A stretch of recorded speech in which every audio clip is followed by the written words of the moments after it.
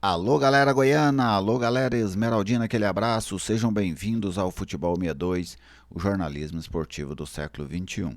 Jogando pela 12ª rodada do Campeonato Brasileiro, o Goiás perdeu para o Bragantino, na cidade de Bragança Paulista. Nesse vídeo eu vou falar das minhas impressões táticas e técnicas sobre essa partida, a primeira do técnico Armando Evangelista à beira do gramado. Logo depois da vinheta de abertura, eu venho com os detalhes.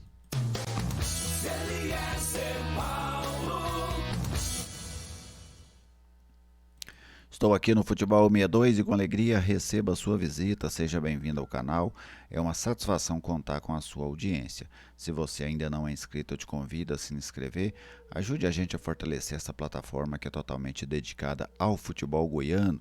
Deixe aquele like para prestigiar o nosso trabalho e fique completamente à vontade para fazer o seu comentário, a sua participação é sempre muito bem-vinda aqui no canal. Este vídeo tem um oferecimento da Lutei Magazine, a grande loja da região norte da capital. A Lutei Magazine está ali no centro comunitário do Jardim Balneário Meia Ponte, né? Bem ao lado do centro comunitário. Lá você encontra moda em geral, papelaria, bijuterias e calçados, além de utensílios para cama, mesa e banho. No Instagram, @Lutei Magazine, como aparece aí no banner, no WhatsApp 99402 7562. O Goiás perdeu 2-0 para o Bragantino, um resultado esperado, pois o Bragantino era favorito, correto? Esse é um primeiro aspecto. Mas o segundo, o que foi surpreendente, pelo menos para mim, talvez nem tão surpreendente, mas eu acho que ficou uma imagem muito ruim, foi da fragilidade do Goiás dentro do jogo. O Goiás não foi adversário para o Bragantino. A equipe paulista dominou o Goiás completamente. Parecia um jogo de equipes de divisões diferentes. Tipo, como quando um time de uma divisão superior enfrenta um time de uma divisão inferior, tamanha discrepância do rendimento das duas equipes. O Goiás não existiu em campo, né? Foi um adversário muito frágil diante da equipe do Bragantino, que venceu com extrema facilidade esse jogo lá no estádio Nabi Abichedi. Vou trazer alguns dados aqui, até para eles endossarem aqui o que eu estou falando. Olha só, posse de bola, 58% para o Bragantino, 41% para o Goiás. Finalizações, veja que situação vexatória para o time alviverde. 20 finalizações do Bragantino, 8 no gol, 3 do Goiás, nenhuma no gol. O goleiro Cleiton não precisou pegar na bola durante o jogo. Precisão nos passos, 88% do Bragantino, 84% do Goiás. Cruzamentos, 34% do Bragantino, 8 corretos, 9 do Goiás apenas, 3 corretos. Lançamentos, 38 do Bragantino, 20 corretos, 44 do Goiás, 17 corretos. Desarmes, 11 do Bragantino, 14 do Goiás. Escanteios, 10 para a equipe paulista e 4 para o time goiano. O mapa de calor, aí está o Bragantino, que utilizou muito os dois corredores, utilizou bem, né, os dois corredores, como vocês podem observar. O Bragantino procurava muito essas laterais, tanto na criação do jogo como quando aproximava-se da área do Goiás. Já o Goiás, por sua parte, um time que teve a posse de bola defensiva, né? Ou era uma posse de bola se defendendo mesmo, fazendo esses cortes dentro da grande área, ou era tentando iniciar as jogadas, mas sem sucesso para chegar até o campo ofensivo. Então, o Bragantino dominou amplamente o Goiás, como eu citei, durante toda a partida, abriu o placar muito cedo e poderia ter aberto mais cedo ainda, que o gol do Bragantino foi aos 6, mas com menos de 2 já tinha colocado uma bola no travessão. Depois ainda colocou mais uma bola na trave, obrigou o Tadeu a fazer algumas defesas. Então, assim, o Bragantino saiu para matar o Goiás com 10, 12 minutos, já havia criado mais de 3 ou 4 oportunidades para finalizar com perigo. Depois do 1-0, deu uma certa acalmada, mas continuou com o controle absoluto do jogo. Fez o segundo. Quando começa o segundo tempo, o Goiás esboçou que seria um pouco mais competitivo, mas isso durou muito pouco. E o Bragantino voltou a controlar as ações, e mesmo com 2-0 no placar, era sempre a equipe que buscava o gol, que atacava, que agredia. Então nós tivemos realmente, para mim, em termos de desempenho, foi o pior jogo do Goiás nesta Série A, chegando a ser pior que o jogo contra o Vasco, pois no segundo tempo da partida contra o Vasco, o Goiás teve alguma reação, né? Conseguiu controlar o Vasco. Já diante do Bragantino, não. O Bragantino não tomou conhecimento da equipe do Goiás. E isso expõe fragilidades da equipe de maneira muito clara, né? Só não viu quem não quis a fragilidade da equipe do Goiás, pois não existe você perder um jogo da forma.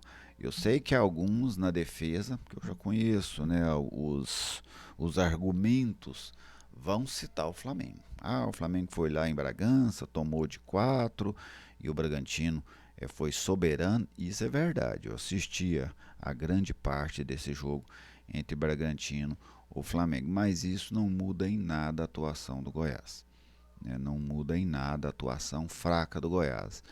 Porque o aspecto foi o seguinte: o Flamengo teve uma atuação fraca contra o Bragantino, que tem se mostrado um bom time. Tá? O Bragantino tem se mostrado um bom time nessa Série A. Conseguiu reagir nessas últimas rodadas. O Flamengo fez um jogo fraco diante desse bom time e o Goiás fez um jogo horroroso diante desse bom time. Correto? Não é o fato do Flamengo ter perdido que faça com que a partida, que o rendimento do Goiás tenha sido bom. Não, continua sendo ruim, muito ruim. A janela vem aí e o Goiás terá que contratar, né? E outra, não cabem mais, pelo menos ao meu ver, até imagino que vai acontecer, tá? Não acredito numa situação diferente, imagino que vai acontecer. O Goiás vai trazer mais algumas apostas, mas para mim não caberia mais apostas neste momento. Quer apostar? Deixa para apostar no fim do ano. Aí você faz apostas para o Campeonato Goiano.